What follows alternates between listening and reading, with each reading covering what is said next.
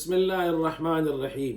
محترم دوستو، جناب جاوید احمد غامدی صاحب کی ایک ویڈیو میں نے دیکھی جس میں وہ فرماتے ہیں کہ موسیقی میوزک یہ فنون لطیفہ میں اس کو شمار کرتے ہیں، اور وہ کہتے ہیں کہ یہ جو موسیقی ہے، میوزک ہے، یعنی ڈول باجے، یہ اسلام میں حلال ہے۔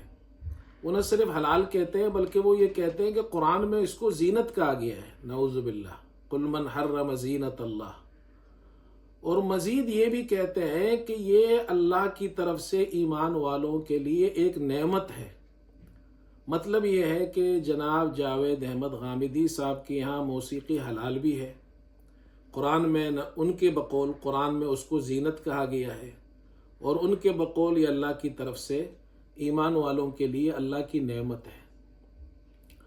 اب جو لوگ موسیقی سنتے ہیں تو ایسے مسلمان بہت سے ہیں، مگر وہ یہ کہتے ہیں کہ ہم گناہ کرتے ہیں، اللہ معاف کرے۔ لیکن اگر وہ یہ سن لیں گے کہ موسیقی نعمت ہے، زینت ہے، تو وہ تو اس سے توبہ بھی نہیں کریں گے، وہ تو ثواب کا کام سمجھیں گے۔ تو آئیے ہم آپ کو بتاتے ہیں کہ قرآن میں زینت کا کیا مطلب ہے۔ ادھر آئیے، ہم آپ کو یہ قرآن دکھاتے ہیں۔ اس قرآن میں اللہ تعالیٰ کیا فرماتے ہیں، یہ دیکھیں جی۔ سورہ اعراف ہے اور یہ آیت ہے، قل من حرم زینت اللہ، کہہ دو اللہ کی زینت کو کس نے حرام کیا ہے جو انہوں نے اپنے بندوں کے واسطے پیدا کی ہے۔ اب یہ جو آیت ہے سورہ اعراف کی آیت نمبر 32 میں، اس سے زینت سے مراد لباس ہے۔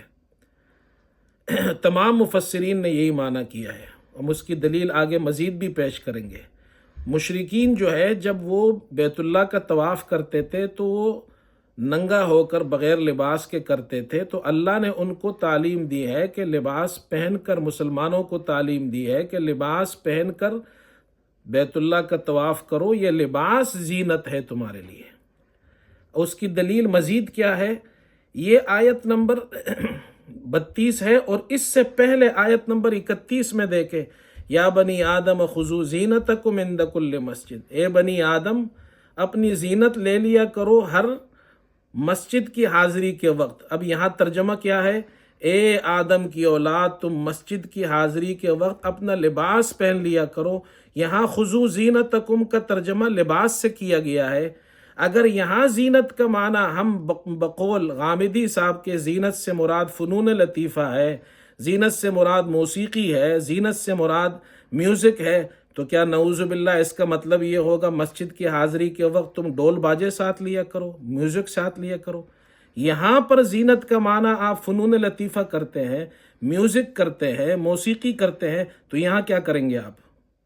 خذوا زینتکم عند کل مسجد، اس سے پہلی والی آیت میں، اور یہ پورا مضمون پیچھے سے لباس کا چل رہا ہے۔